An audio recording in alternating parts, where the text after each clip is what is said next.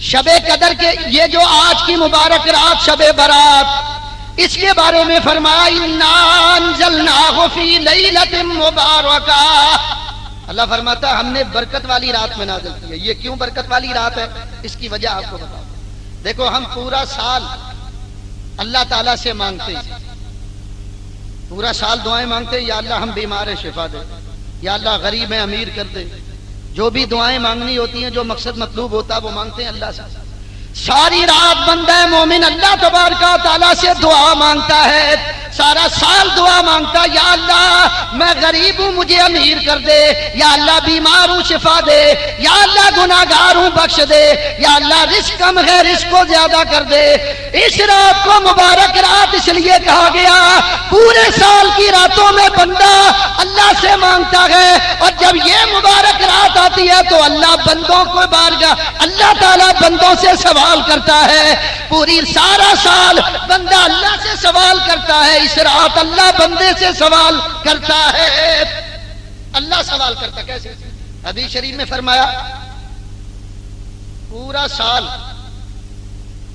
ہم اللہ سے مانگتے ہیں، شب برات کی رات آتی ہے تو سورج غروب ہونے کے ساتھ ہی اللہ تعالیٰ پہلے آسمان پر آ جاتا ہے۔ یعنی آج کی جو رات ہے نا مبارک رات، اس رات اللہ تعالیٰ سورج غروب ہونے کے ساتھ، ادھر سورج غروب ہوا مغرب کا وقت ہوا، ادھر اللہ نزول اجلال فرماتا، وہ نزول جو اللہ کی شان کے لائق، اور طلوع صادق تک اللہ تعالیٰ یہ اعلان فرماتا ہے کوئی آج کی رات مجھ سے توبہ چاہنے والا میں اس کو بخش دوں، ہے کوئی آج کی رات شفا چاہنے والا میں اس کو شفا دوں، ہے کوئی آج کی رات اپنے رزق میں اضافہ چاہنے والا تو میں اس کے رزق کو زیادہ کر دوں۔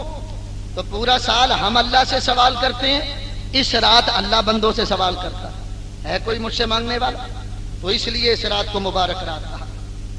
دوسری وجہ اس کی برکت والی رات ہونے کی، سال کی باقی جتنی راتیں ہیں نا، ان راتوں میں رات کے آخری حصے میں، رات کے آخری حصے میں اللہ تعالیٰ پہلے آسمان پر آتا ہے، اور آج یہ رات جو ہے، اس رات کے ابتدائی حصے میں اللہ پہلے آسمان پر آ جاتا ہے۔ تو پورے سال اللہ تعالیٰ رات کے آخری حصے میں نزول جلال فرماتا ہے، اور یہ ایسی مبارک رات ہے کہ اس رات میں اللہ تعالیٰ رات کے ابتدائی حصے میں سورج غروب ہونے کے بعد پہلے آسمان پر، آسمان دنیا پر اللہ نزول جلال فرماتا ہے۔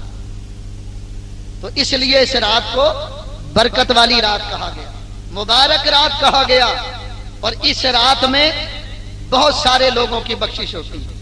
اسی لیے دیکھو اس رات کو کہتے ہیں شب برات۔ برات کا معنی ہے آزادی، نجات۔ اخبار میں پڑھتے ہیں نا، فلاں آدمی فلاں کیس سے بری ہو گیا، وزیر اعظم صاحب فلاں کیس سے بری ہو گئے، پڑھتے ہیں نا ہم اخبار۔ تو برات کا معنی بری ہونا، آزاد۔ ایک صاحب مجھ سے کہنے لگے اس کا نام قرآن سے دکھاؤ، حدیث سے دکھاؤ کہ اس کا نام شب برات ہے۔ میں نے کہا بھائی بات تو بڑی آسان ہے، ہم کر سکتے ہیں، تمہارا نام جو کچھ بھی ہے تم اپنا نام دکھا سکتے ہو قرآن سے۔ یہ یاد رکھنا چاہیے کہ اگر اس رات کا یہ نام برات قرآن و سنت سے ثابت نہ بھی ہو تو اس رات کے فضائل کی بنیاد پر اس کو یہ نام دینا درست اور صحیح ہے، اس لیے کہ اس رات اللہ گناہگاروں کی نجات اور بخشش فرماتا۔ اچھا اب ایک عقلی مثال دیتا ہوں۔ عالم دین بننے کے لیے درس نظامی کرنا پڑتا ہے۔ درس نظامی یہ مختلف علوم کا مجموعہ ہے، قرآن، حدیث، فقہ، تفسیر اور جناب والا صرف و نحو، ان سب کو ملا کر پڑھتے ہیں، عالم دین بن جاتے ہیں۔ تو اس پورے نصاب کا نام درس نظامی رکھا۔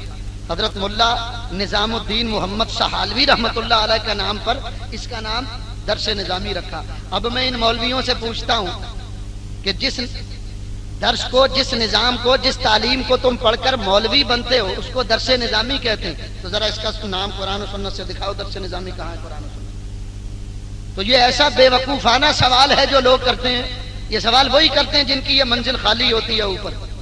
یہ یاد رکھنا چاہیے۔ میں نے آپ کو بتایا کہ اس رات کو برات آزادی کے معنوں میں لیا جاتا ہے۔ اس رات اللہ گناہگاروں کی بخشش اور نجات فرماتا ہے۔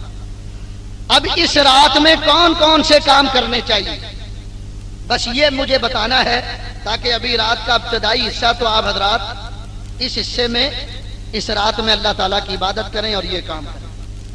حدیث شریف کے اندر آتا ہے کہ اس رات نبی پاک علیہ الصلوۃ والسلام قبرستان تشریف لے گئے۔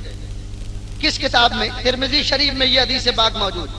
اور وہابی حضرات کے ایک بہت بڑے مولوی صاحب ہیں ناصر الدین البانی، اس نے صحاح ستہ کی تخریج کی ہے۔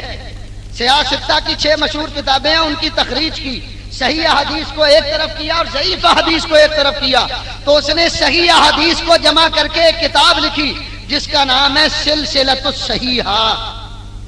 تو سلسلۃ الصحیحہ البانی کے اندر بھی یہ حدیث پاک موجود۔ اللہ تبارک و تعالی کے حبیب علیہ الصلوۃ والسلام اما عائشہ صدیقہ رضی اللہ تعالی عنہا فرماتی ہیں، مائی صاحبہ فرماتی ہیں رات کا وقت تھا، نبی پاک علیہ الصلوۃ والسلام میری باری میں میرے ہاں سوئے ہوئے تھے۔ اما فرماتی ہیں آدھی رات کے وقت میں نے دیکھا حضور میرے پاس آ کر لیٹے، اور اتنی دیر لیٹے کہ آپ نے اندازہ لگا لیا کہ میں سو گئی ہوں۔ کہتے بس پھر حضور آہستہ سے اٹھے، چپل پہنی، چادر مبارک لی اور دروازے سے باہر نکلے۔ مائی صاحبہ کہتی ہیں میرے دل میں خیال آیا کہ حضور میری باری میں کسی اور زوجہ کے پاس جا رہے ہیں۔ کہتے ہیں بس یہ دل میں خیال آنا تھا، میں نے بھی چادر ڈالی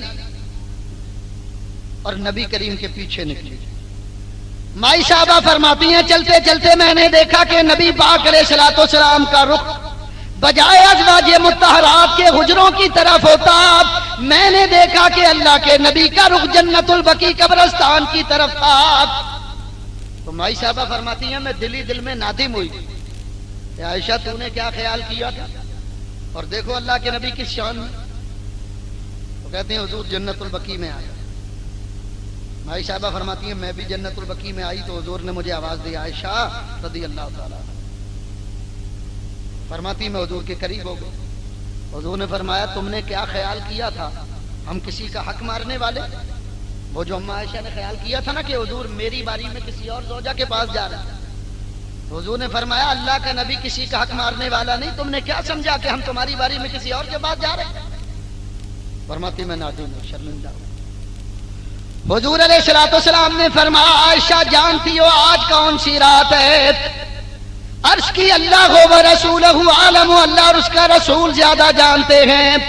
سرکار نے فرمایا عائشہ آج شعبان کی 15ویں رات ہے، آج شب برات ہے، میرے پاس آج جبریل امین آیا کر عرض کی یا رسول اللہ آج کی رات اللہ تعالیٰ قبیلہ بنو کلب کی بکریوں کے بالوں کے برابر ایسے لوگوں کو جہنم سے آزاد کر دیتا جن پر جہنم واجب ہو چکا ہوتا ہے۔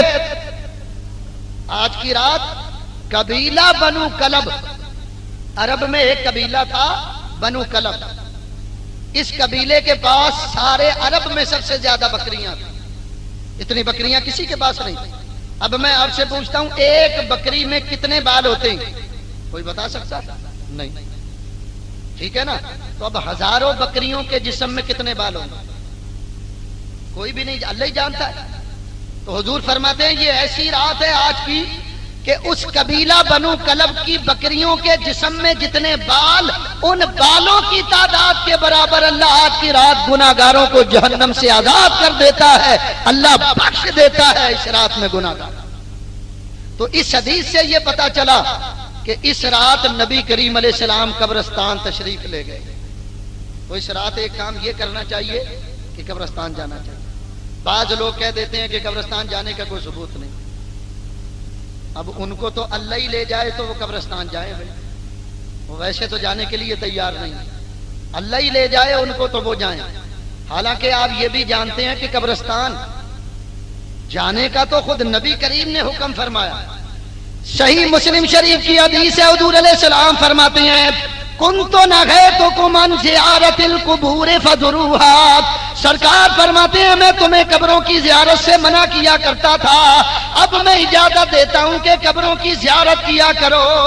مقصد کیا ہے کہ اس سے آخرت یاد آتی ہے، تو قبرستان جانا چاہیے۔ دیکھو میں کسی اختلاف کی بنیاد پر بات نہیں کر رہا. جماعت الدعویٰ یہ اہل حدیث حضرات کی ایک تنظیم ہے. انہوں نے چند سال پہلے کراچی میں شب برات کے خلاف ایک پمفلٹ چھاپا تھا, ایک پرچہ چھاپا تھا, میرے پاس موجود ہے وہ. اس میں صحیح بخاری کے حوالے سے لکھتے ہیں اور مولوی عبد المنان اہل حدیث ان کا ایک رسالہ ہے شب برات کی شرعی حیثیت. کہاں سے چھپا ہوا ہے؟ یہ بنس روڈ پر اہل حدیث والوں کی مسجد ہے نا, سفید مسجد جو بنی ہوئی ہے, ادھر سے یہ چھپا, وہ بھی میرے پاس موجود ہے. سنی سنائی بات نہیں کرتا. اس میں بھی یہ حدیث پاک انہوں نے نقل کی بخاری کے حوالے سے. لکھتے ہیں کہ اما عائشہ صدیقہ رضی اللہ تعالی عنہا فرماتی ہیں, آپ فرماتی ہیں کہ جب بھی نبی پاک علیہ الصلوۃ والسلام کی باری میرے ہاں ہوتی, آپ فرماتی ہیں کہ سرکار علیہ السلام رات میرے ہاں گزارتے اور رات کے آخری حصے میں نبی پاک جنت البقیع تشریف لے جاتے. اس میں لکھا ہوا کہ ایک مرتبہ رات کے وقت اماں فرماتی ہیں حضور میرے ہاں سوئے ہوئے تھے, اچانک اٹھے اور ایک طرف چلنا شروع کر دیا. کہتی ہے میں بھی حضور کے پیچھے پیچھے ہو. حضور جنت البقیع قبرستان میں داخل ہوئے تو مائی صاحبہ کہتی ہیں میں بھی وہاں چلی گئی. پھر میں وہاں سے واپس گھر آئی تو حضور واپس آئے تو میرا سانس پھول رہا تھا. تو حضور نے پوچھا کیا بات ہے؟ عرض کی یا رسول اللہ میں آپ کو دیکھنے گئی تھی. حضور نے فرمایا کیا تم اس بات کا تمہیں فکر تھا کہ اللہ کا نبی کسی کا حق مارے گا؟ ہم کسی کا حق مارنے نہیں گئے تھے. یا رسول اللہ میں دیکھنے گئی تھی, آپ کہاں جا رہے ہیں؟ حضور علیہ الصلوۃ والسلام نے فرمایا کہ میرے پاس جبریل آئے تھے اور آ کر کہنے لگے یا رسول اللہ آج رات قبرستان جنت البقیع جائیے. تو میں قبرستان آیا اور آ کر یہاں میں نے اپنی امت کے لیے استغفار کیا. اب یہ حدیث خود انہوں نے بھی نقل کی. میں تمہیں تمہارے ایمان کا واسطہ دے کر پوچھتا ہوں, دونوں حدیثوں کو پیش نظر رکھو. میں نے وہ جو حدیث آپ کو بتائی تھی کہ شب برات کی رات اما عائشہ فرماتی حضور میرے ہاں سوئے ہوئے تھے, اور یہ جو حدیث انہوں نے نقل کی اس میں بھی یہ ملتا, صرف شب برات کا ذکر نہیں. اما فرماتی ہیں وہ کوئی رات تھی جس رات میری باری میں حضور. تو میں یہ کہتا ہوں بولو یہ تو ثابت ہوا نا کہ اس حدیث سے کہ نبی پاک رات کو قبرستان گئے تھے, بولو ثابت ہے یا نہیں؟ تو ہم وہابیوں سے کہتے ہیں چلو تم شب برات کی رات نہ جاؤ, سال کی کسی رات میں تو جاؤ تاکہ اس حدیث پر بھی عمل ہو. تم تو اپنے آپ کو اہل حدیث کہتے ہیں. اہل حدیث وہ ہوتا ہے جو حدیث پر عمل کرنے والا ہو. تو اس حدیث پر کون عمل کرے گا؟ اس لیے میں نے کہا تھا کہ ان کو تو مرنے پر اللہ ہی لے کر جائے, ورنہ زندگی میں تو یہ ادھار کھائے بیٹھے ہیں. قسم کھائی ہے کہ ہم نے قبرستان نہیں جانا. اللہ کے بندوں کبھی کبھی پلٹ کر قبرستان دیکھ لیا کر. تو اس لیے میں کہتا ہوں کہ اس رات قبرستان جانا یہ نبی کریم کے فعل مبارک سے ثابت. تو اس رات قبرستان جاؤ, لیکن یہ بھی یاد رکھو کہ قبرستان میں قبور کی احترام کا حکم دیا. جب بھی قبرستان جاؤ باوضو ہو کر جاؤ اور جاتے ہوئے سارے راستہ کچھ نہ کچھ پڑھتے ہوئے جاؤ. قرآن یاد ہو قرآن پڑھو, کسی سورت کی تکرار کرو, آیت الکرسی یاد ہو وہ پڑھ لو, سورہ اخلاص یاد ہو وہ پڑھو, سورہ فاتحہ یاد ہو, بجائے اس کے کہ پورے راستے باتیں کرتے ہوئے جاؤ, ہنسی مذاق کرتے ہوئے جاؤ, قرآن پڑھتے ہوئے, کلمہ شریف پڑھتے ہوئے جاؤ, درود شریف پڑھتے ہوئے جاؤ. اور جب قبرستان میں داخل ہو تو جوتا چپل وغیرہ اتار. قبرستان میں داخل ہو تو سلام کرو بلند آواز, السلام علیکم یا اہل القبور. اس کے بعد قبرستان میں داخل ہو جاؤ. حضور نے فرمایا اپنے مردوں کو اذیت نہ دو. یا رسول اللہ اذیت کا کیا مطلب؟ مطلب یہ کہ نہ قبروں کو پھلانگو نہ قبروں پر چلو. مشاہدے میں یہ بات ہے, بعض بے وقوف جاہل دین سے بہرا اور دنیا میں مستغرق ایسے بھی دنیا پرست لوگ ہیں جو اپنی جہالت کی وجہ سے قبرستان میں پیشاب کر رہے ہو.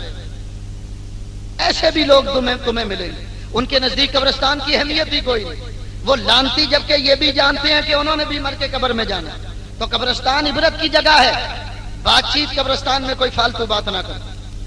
تمہارے عزیز کی قبر قریب ہو اس پر جاؤ, جو بھی قرآن تمہیں یاد ہو وہ پڑھو, اس کا ثواب سارے قبرستان کے مردوں کو بخشو اور اپنے عزیز کو بخش کر واپس آ جاؤ. ہم کیا کرتے ہیں, قبرستان میں قبریں بنی ہوئی, کسی کے والد کی یا والدہ کی کسی عزیز کی قبر آگے کی طرف ہے, ذرا तो कब्रें फलांग रहे हैं, इधर से कूद रहे हैं, उधर से कूद रहे हैं, कब्रों की बेहुरमती कर रहे हैं। अल्लाह के बंदो, ये तुमसे किसने कह दिया कि कब्र पर खड़े होकर ही पढ़ोगे तो वो बख्शा जाएगा, वरना नहीं बख्शेगा, सवाब नहीं पहुंचे? अरे भाई, कब्रिस्तान में जहां भी जगह तुम्हें मिल जाए वहीं से खड़े होकर अपने मरने वाले लोगों को इशारे सवाब करो, वापस आ जाओ। गए तो सवाब पहुंचाने के लिए थे, लेकिन अपनी हरकत से जब लौटे तो गुनाह लेकर लौटे। तो ये कोई अक्लमंदी का काम? कब्रिस्तान में तो इबरत पकड़ने के लिए भेजा गया। हुजूर फरमाते हैं ताकि तुम्हें आखिरत याद आए।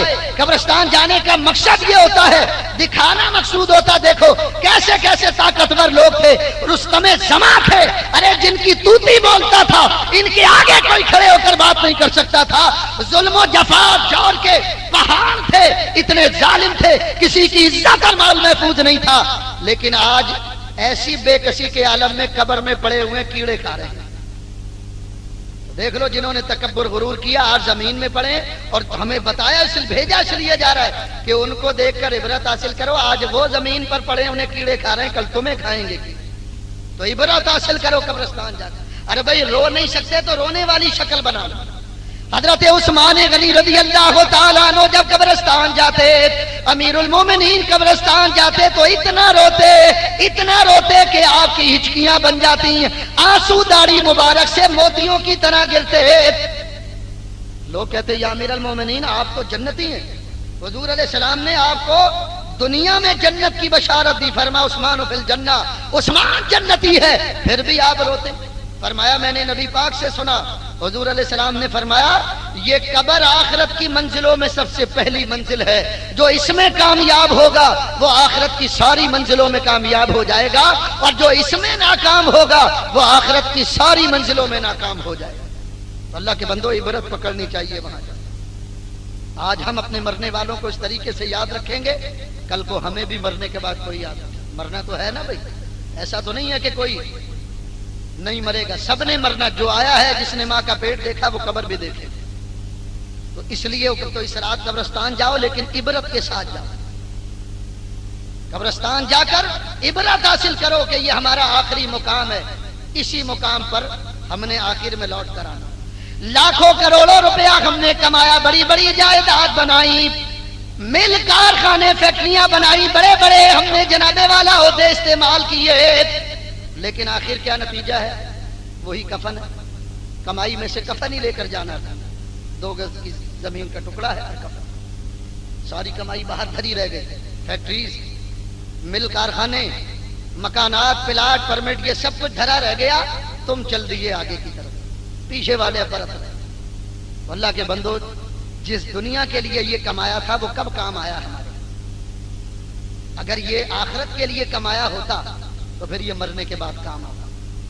इसी माल से हमने बेवाओं यतीमों की मदद की होती, इसी माल से हमने शिफा खाने बनाए होते, फलाही रफाई इदारे बनाए होते, दीन का काम किया होता, तो आज ये माल कब्र में हमारे लिए सुकून, आराम और आराइश का बाइस बनता। तो इस रात में एक काम ये कि कब्रिस्तान जाना चाहिए। दूसरा काम जो इस रात करना चाहिए, इब्ने माजा शरीफ के अंदर ये हदीस पाक मौजूद है।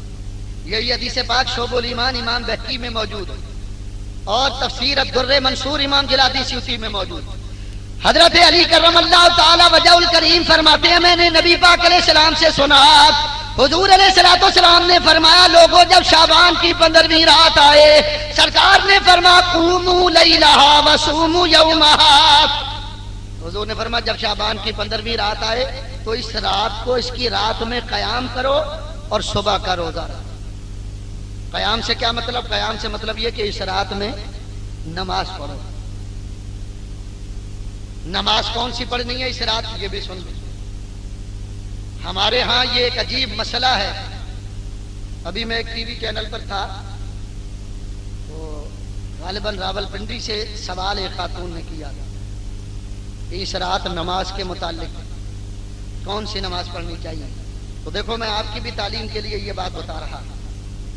ये याद रखो, हमारे यहाँ ये मामला है कि बाकायदा नफिल नमाज की जमात होती है।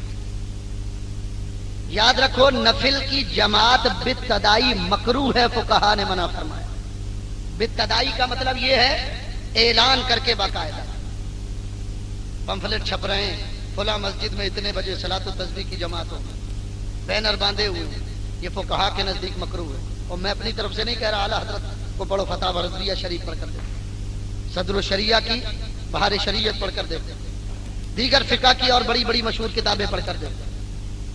नफिल की जमात मकरूह है, बित्तदाई ऐलान करके, ये नहीं करना चाहिए।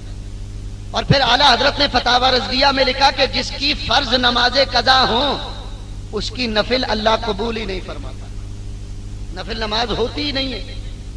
आला हजरत फरमाते हैं कि फर्ज नमाज की कज़ा जो है ना, फर्ज नमाज जो कज़ा हो गई उसको अदा करना। आला हजरत ने फतावा रज़विया में हजरत अली मुर्तज़ा का कौल नकल फरमा, हजरत अली फरमाते हैं जिसकी कई साल की फर्ज नमाजें कज़ा हो और वो धड़ाधड़ नफिल पढ़ रहा हो, फरमाते हैं उसकी मिसाल ऐसे जैसे हामिला औरत। एक औरत हमल से 9 महीने बच्चे की तकलीफ उसने बर्दाश्त की, मुशक्कत बर्दाश्त की, और फिर क्या हुआ, जब बच्चा पैदा हुआ तो मरा हुआ पैदा हुआ। तकलीफ तो उसने कितनी उठाई और हासिल उसूल कुछ भी नहीं हुआ। ऐसे ही मिसाल है जिसकी फर्ज नमाजें कज़ा हो और वो नफिल पढ़ रहा। और हजरत जुनैद बगदादी फरमाते हैं जिसकी फर्ज नमाज कज़ा हो और वो नफिल पढ़ रहा हो उसकी मिसाल ऐसे है जैसे कर्जदार, एक आदमी पर लाखों रुपया कर्ज हो तो बजाय कर्ज अदा करने के वो लोगों में खैरात बांटता फिरे, तो उसको कर्ज अदा करना चाहिए या लोगों को खैरात देनी चाहिए? कर्ज अदा करना चाहिए। तो इसी तरह जिनकी फर्ज नमाजें कज़ा हो उनको नफिल नहीं पढ़ने चाहिए। अब अगर कोई कहे कि मौलवी साहब इसका क्या सबूत है कि कज़ा नमाज अदा करना चाहिए, तो मौलवी साहब की तो आदत यह है बगैर अल्हम्दुलिल्लाह हवाले के बात नहीं करता। 2 हदीसें पेश करूंगा कज़ा नमाज के ऊपर, हवाला नोट करो। ये जो हदीस पेश कर रहा हूं ये हजरत अब्दुल्ला इब्ने मसूद से, नसाई में, अबू दाऊद में और मुस्नद अबी आला में मौजूद है। इसी मफहूम की हदीस हजरत अली मुर्तज़ा से, हजरत अबू सईद खुदरी से, हजरत जाबिर बिन अब्दुल्ला अंसारी से, मुख्तलिफ तुरुक़ असानीद से कुतुब हदीस के अंदर आपको मिलेंगी। लेकिन जो हदीस मैं पेश कर रहा हूँ ये हजरत अब्दुल्ला इब्ने मसूद से अबू दाऊद, नसाई और मुस्नद अबी आला के अंदर मिले। हजरत अब्दुल्ला इब्ने मसूद रज़ी अल्लाह तआला अन्हु फरमाते हैं ग़ज़वा अहज़ाब हो रहा है, ग़ज़वा खंदक। इस ग़ज़वा में दुश्मन ने सुबह से ही ऐसा जबरदस्त हमला किया कि हजरत अब्दुल्ला इब्ने मसूद फरमाते हैं कि हमें नमाज पढ़ने का मौका नहीं मिला शाम तक। आप फरमाते हैं नबी करीम समेत हम सब की 4 वक्त की नमाज कज़ा हुई, 4 वक्त की नमाज, ज़ोहर, असर, मगरिब और इशा। तो हजरत अब्दुल्ला इब्ने मसूद फरमाते हैं जब रात आधी से ज्यादा गुजर गई और दुश्मन सो गया तो उस वक्त नबी करीम ने हजरत बिलाल से फरमाया कि बिलाल अजान दो। हजरत बिलाल हबशी ने अजान दी। नबी पाक अलैहिस्सलाम ने अकामत के साथ सहाबा को जोहर की नमाज पढ़ाई। जोहर की नमाज पढ़ने के बाद हुक्म दिया बिलाल अजान दो। आपने अजान दी। नबी पाक ने अकामत के साथ सहाबा को असर की नमाज पढ़ाई। फिर हजरत बिलाल को हुक्म दिया अजान दो। आपने अजान दी। नबी पाक ने अकामत के साथ सहाबा को मगरिब की नमाज पढ़ाई। मगरिब के बाद फिर हजरत बिलाल को हुक्म दिया अजान दो। उन्होंने अजान दी। हुजूर ने अकामत के साथ इशा की नमाज पढ़ाई। तो रात के आखिरी हिस्से में हुजूर ने चारों कज़ा नमाजों को अदा फरमाया। इस हदीस से पता चला कि कज़ा नमाज को अदा किया जाएगा। खुद नबी करीम ने कज़ा नमाज को अदा फरमाया। एक हदीस, दूसरी हदीस है। ये हदीस मिशकात में और तिबरानी के अंदर आपको मिलेगी। हुजूर अलैहिस्सलाम खैबर से वापसी के ऊपर, खैबर से मदीना वापस लौट रहे थे। रास्ते में रात हो गई। हुजूर ने पड़ाव डाला। हजरत बिलाल से फरमा बिलाल हम सब सो रहे हैं, फजर के वक्त नमाज के लिए जगाना।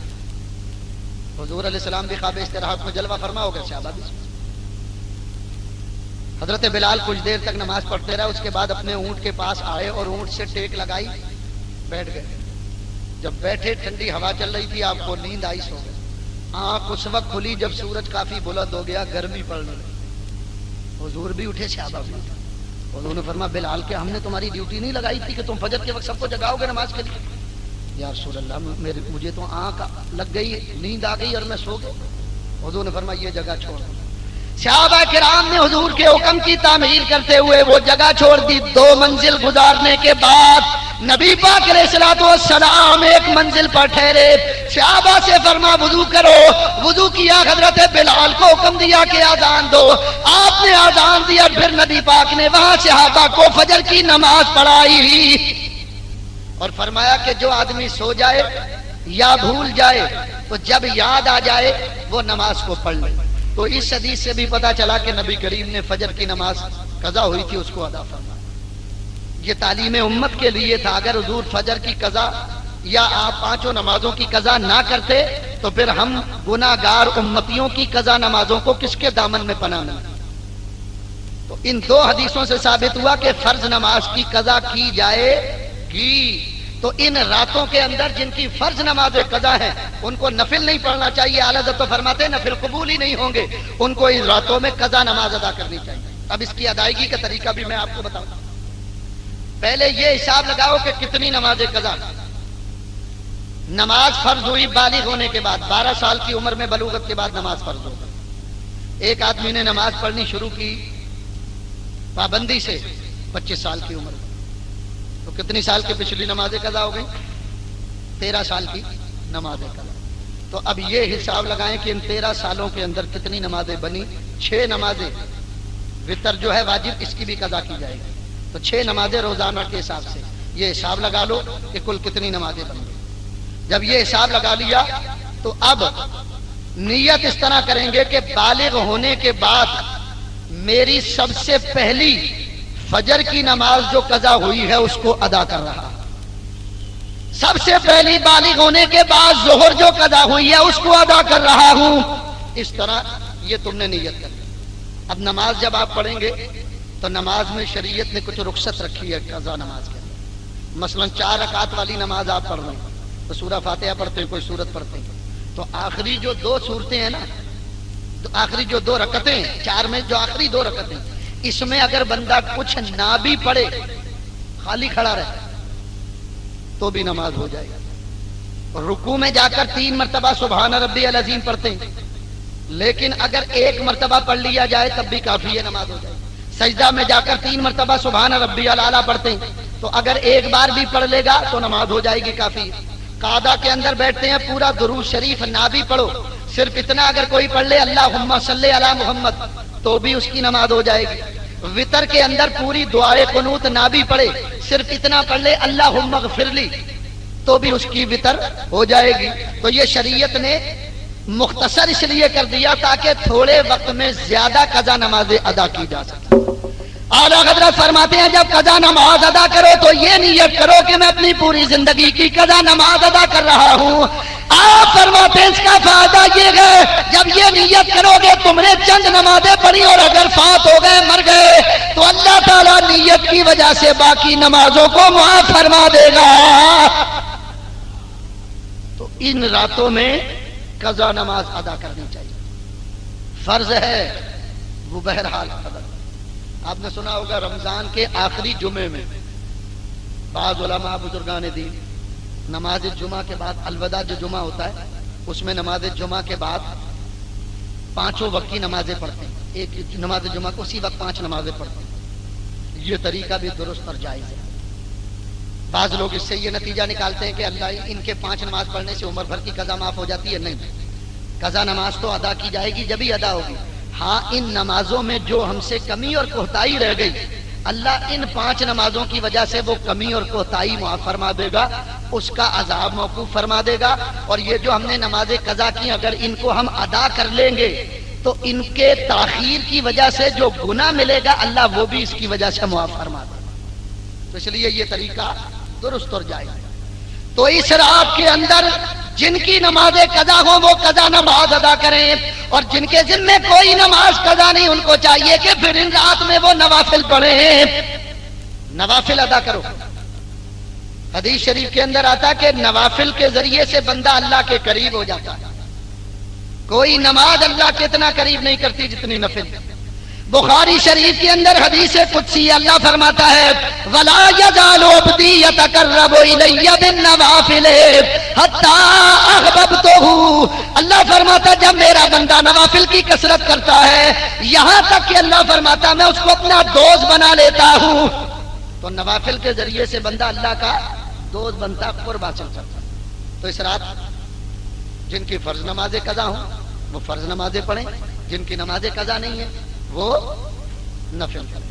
اور اسی حدیث سے یہ معلوم ہوا کہ حضور نے فرمایا تھا سومو यौमहा, यानी रात को इबादत करो और सुबह का जब वक्त आए तो 15 शाबान का रोजा रखो। तो इसमें एक काम ये भी करना चाहिए कि कल जो सुबह आएगी इसमें रोजा रखो। ये रोजा मुस्तहब है। बाज लोग इस पर भी बिला वजह चेमगोइयां करते हैं और कहते हैं ये रोजा कोई जरूरी नहीं है, क्या जरूरत है रखना। अल्लाह के बंदो, इबादत तो है ना रोजा। रोजा रखना इबादत है या नहीं? अल्लाह के लिए बंदा रोजा रखता। देखो जितने भी झूठे माबूद हुए हैं ना, उनके लिए सारे काम किए गए, लेकिन किसी झूठे माबूद के लिए रोजा नहीं रखा गया। रोजा इतनी अहम इबादत है कि ये अल्लाह ताला को बड़ा महबूब और प्यारा, क्योंकि बंदा इसमें अल्लाह की सिफत से मुशर्रफ होता है। अल्लाह ताला बोलो खाता पीता है, बंदा रोजा रखकर अल्लाह की ये सिफत पा लेता, तो खाने पीने से मुस्तगनी हो जाता, बेनियाज हो जाता। और ये रोजा रखने का मकसद सिर्फ ये होता है कि बंदे को क़यामत के दिन की भूख और प्यास का एहसास हो। क़यामत का दिन कितना बड़ा होगा। अल्लाह ताला कुरान पाक में इरशाद फरमाता, फी यौमिन काना मिक़दारुहु 50 अल्फ सनतिन। अल्लाह फरमाता क़यामत का दिन 50,000 साल का होगा। 50,000 साल का। इस साल जो रमजान आएगा, रमजान का पहला रोजा होगा 14 घंटे और 54 मिनट का। कितने घंटे का रोजा होगा? 14 घंटे। प्रैक्टिस कराई जा रही है इन रोजों के जरिए से कि ताकि बंदे को क़यामत की भूख और प्यास का एहसास हो। हदीस में आता है जिसको दुनिया की भूख और प्यास बर्दाश्त नहीं, उसको क़यामत के दिन की भूख और प्यास भी बर्दाश्त नहीं। और वैसे भी हर महीने के 3 रोजे रखना ये नबी करीम की सुन्नत, जिसको अय्याम 20 के रोजे कहते हैं। 13, 14, 15 हर महीने की इस्लामी 13, 14, 15 तारीख का रोजा ये नबी करीम की सुन्नत मुबारक। ये क्यों रखे जाते? शाह अब्दुल अजीज मुहद्दिस देलवी ने तफसीर अजीजी में लिखा, हजरत आदम अलैहिस्सलाम को जब अल्लाह ने जमीन पर उतारा तो सूरज की वजह से आपके जिस्म की रंगत स्याह हो गई, काली। जब तक आप जन्नत के अंदर थे रंगत पर कोई असर नहीं हुआ, क्योंकि जन्नत में सूरज था ही नहीं। अल्लाह फरमाता ला यरौना फीहा शम्सन वला ज़महरीरा। अल्लाह फरमाता जन्नत में ना सूरज होगा ना सर्दी होगी। लेकिन जब जमीन पर आए आदम तो धूप की वजह से रंगत से आओ। अल्लाह की बारगाह में अर्ज़ किया, अल्लाह मेरी रंगत से आओ। अल्लाह ने फरमा अगर चाहते हो कि रंगत पहली हालत पर आ जाए तो हर महीने के 3 रोजे रखो। चुनाचे आपने 13वीं का रोजा रखा तो 1/3 हिस्सा रंगत पहली हालत पर आ गई। 14वीं का रोजा रखा तो 2/3 रंगत पहली हालत पर आ गई। और 15वीं का रोजा रखा तो सारा जिस्म पहली हालत पर आ गया। दोस्तों, इसको कहते हैं अय्याम 20 के रोजे। तो ये नबी करीम की सुन्नत। तो अगर 15वीं शाबान के रोजे को कोई ना रखे तो 15 तारीख का तो रोजा हुजूर हर महीने की 15 को भी रोजा रखते थे, तो इसी नियत से रोजा रखना।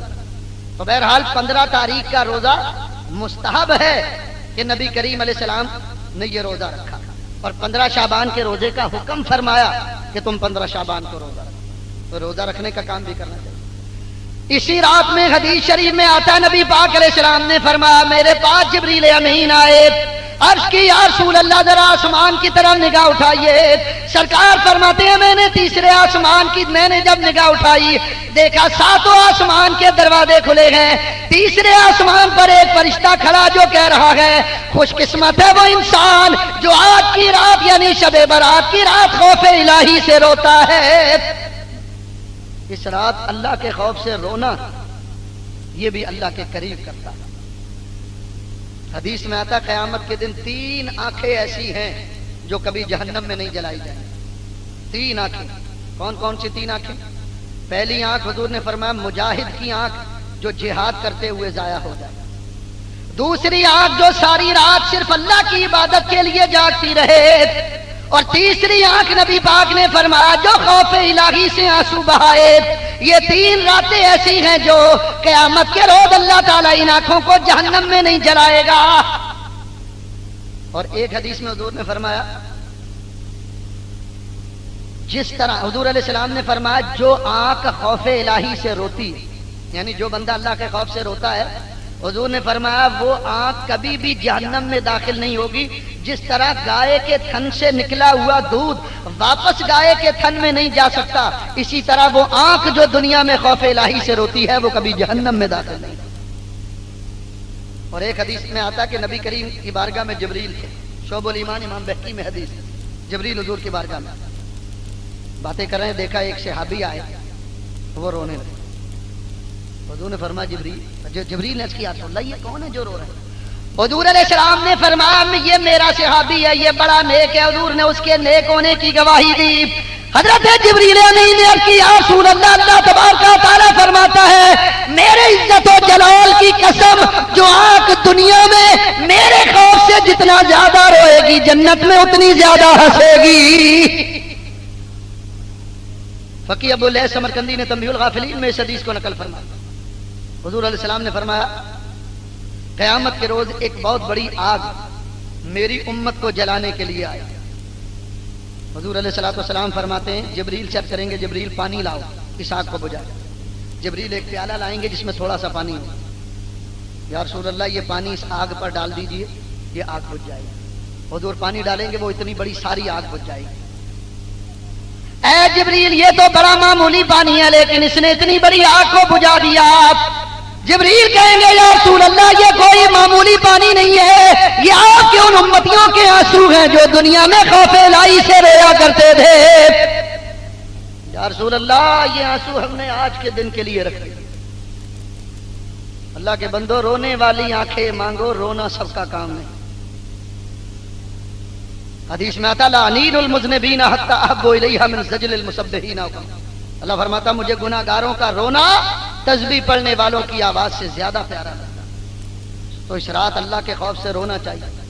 زہے قسمت تمہاری کہ اگر تمہاری آنکھ سے ایک قطرہ بھی آج اللہ کے خوف سے یا اپنے گناہوں کو یاد کر کے آنکھ سے گر گیا، ہو سکتا ہے وہ قطرہ اللہ کی بارگاہ میں مقبول ہو جائے اور تمہاری نجات کا سامان بن جائے۔ تو اس رات یہ کام بھی کرنا چاہیے۔ اسی طرح حدیث میں آتا حضور نے فرمایا ہم نے ایک آسمان کا دروازہ کھلا دیکھا، وہاں ایک فرشتہ جو کہتا خوش قسمت ہے وہ انسان جو آج کی رات اللہ کا ذکر کرتا ہے۔ لا الہ الا اللہ کا سب سے افضل ذکر لا الہ الا اللہ، لا الہ الا اللہ کثرت سے پڑھو، اللہ کا ذکر کرو۔ حدیث میں آتا کہ جو قوم جمع ہو کر اللہ کا ذکر کر ما من قوم اجتمعوا یذکرون اللہ تعالی الا حفتهم الملائکۃ وغشیتهم الرحمۃ ونزلت علیہم السکینہ۔ جو قوم جمع ہو کر اللہ کا ذکر کرتی ہے اللہ کے فرشتے آ کر اس محفل کو ڈھانپ لیتے ہیں، اللہ سکینہ نازل کرتا ہے، اور وہ قوم زمین پر بیٹھ کر اللہ کو یاد کرتی ہے، اللہ عرش کے فرشتوں میں اس قوم کو یاد کرتا ہے۔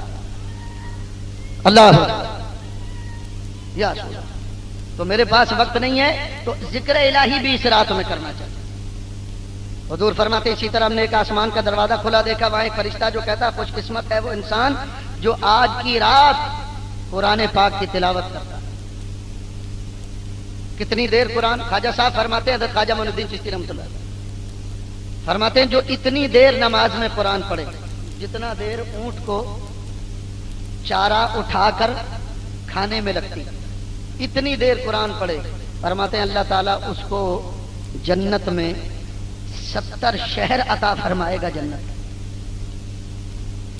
حدیث شریف کے اندر آتا ہے کہ جس جگہ کوئی قوم جمع ہو کر قرآن کی تلاوت کرتی ہے، اس جگہ جہاں لوگ تلاوت کریں یا گھر میں کوئی تلاوت کرے، اس گھر کی چھت پر آ کر اللہ کے فرشتے خیمے لگا دیتے ہیں، اور جب تک تلاوت ہوتی رہتی ہے فرشتے تلاوت کرنے والے کی مغفرت کے لیے دعا۔ تو آج کی رات قرآن کی تلاوت بھی کرنا چاہیے۔ اسی حدیث میں حضور فرماتے ہیں کہ ہم نے ایک آسمان کا دروازہ کھلا ہوا دیکھا، وہاں ایک فرشتہ ہے جو کہہ رہا خوش قسمت ہے وہ انسان جو آج کی رات یعنی شب برات کی رات جو نیک کام کرتا ہے، صدقہ و خیرات کرو۔ میں نے آپ کو پہلے بھی بتایا کہ کسی نیکی کو معمولی سمجھ کر چھوڑنا نہیں چاہیے اور کسی گناہ کو معمولی سمجھ کر کرنا نہیں چاہیے۔ ہو سکتا ہے جس نیکی کو ہم معمولی سمجھ رہے ہیں اللہ تعالیٰ اسی پر ہمیں بخش دے، اور جس گناہ کو ہم معمولی سمجھ رہے ہیں اللہ اسی پر ہماری پکڑ کر دے۔ آج بعض بدبخت ایسے بھی ہیں جو عبادت کے بجائے شغل میلے میں لگے ہوں، پٹاخے چلانا، پھلجڑیاں، بم پٹاخے، وہ سمجھتے ہیں جیسے ہم نے کوئی کارنامہ، انہوں نے اپنے نامہ اعمال کو برباد کیا۔ تمہارے گھر کے اندر کوئی بزرگ کوئی بڑی ہستی آئے تو تم ان کا استقبال بم چلا کر کرو گے؟ ارے بھائی اللہ تعالیٰ آج پہلے آسمان پر نزول فرماتا ہے اور ہم آج ہی رات بم چلا کر گویا اعلان کرتے ہیں کہ یا اللہ تو ہمیں بخشنے کے لیے آیا اور پروردگار عالم ہمیں تیری بخشش کی ضرورت ہی نہیں، ہم تو خود اپنے ہاتھ سے جہنم کی آگ جلا رہے ہیں۔ اسلام میں پٹاخہ چلانا، آتش بازی یہ حرام ہے، حرام ہے، جیسے شراب حرام ہے ویسے یہ حرام ہے۔ اور پھر یہ بھی یاد رکھو کہ آتش بازی یہ کافروں کا طریقہ. ہندوؤں میں ایک رات دیوالی آتی ہے وہ اس میں آتش بازی کرتے ہیں. عیسائیوں میں کرسمس کی رات آتی ہے وہ یہ کام کرتے ہیں. مجوسیوں میں نوروز کا دن آتا ہے وہ اس میں آتش بازی کرتے ہیں. اور آج اس مبارک رات میں بعض جاہل بدبخت یہ کام کر رہے ہیں. حضور نے فرمایا من تشبہ بقوم فہو منہم، جس نے جس قوم کی شباہت کو اختیار کیا حضور فرماتے ہیں اس کا حشر اسی قوم کے ساتھ ہو. تو اس کام سے بچنا چاہیے. آتش بازی کرنے والوں کا حشر یہودیوں اور عیسائیوں اور مجوسیوں کے ساتھ ہو. اللہ تعالیٰ اس برے فعل اور برے کام سے ہمیں بچائے. اس رات کو صدقہ و خیرات کرو، بھوکے کو کھانا کھلاؤ جس کا ثواب بھی مرتب، بجائے اپنے پیسے کو حرام کی کمائی میں اڑاؤ برباد کرو. اللہ تعالیٰ ہمیں ان برے کاموں سے بچنے کی توفیق عطا فرمائے. اور جو کام میں نے بتائے اس رات میں ان کاموں کو اللہ بجا لانے کی کرنے کی توفیق عطا فرمائے. وآخر دعوانا الحمدللہ رب العالمین.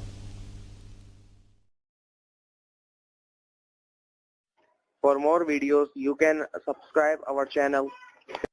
For more videos, you can subscribe our channel.